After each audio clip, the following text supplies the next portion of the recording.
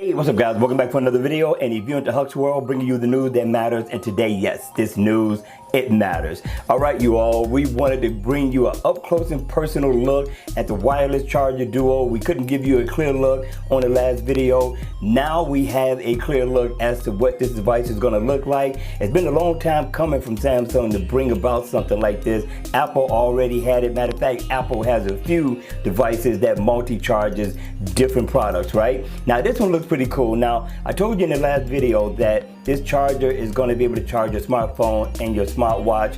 And as you can see, this thing is going to be able to charge not only your smartwatch and your smartphone, but two smartphones at the same time. Now, if you take a closer look at it, on the left hand side, you're going to see where it says fast charge. That's all I need to know. This thing is definitely bought. Matter of fact, I gotta buy two of them. All right, you all, listen, hit me in the comment section down below. Let me know your thoughts on this. Let me know when this device come out and it hits the market, are you gonna buy one?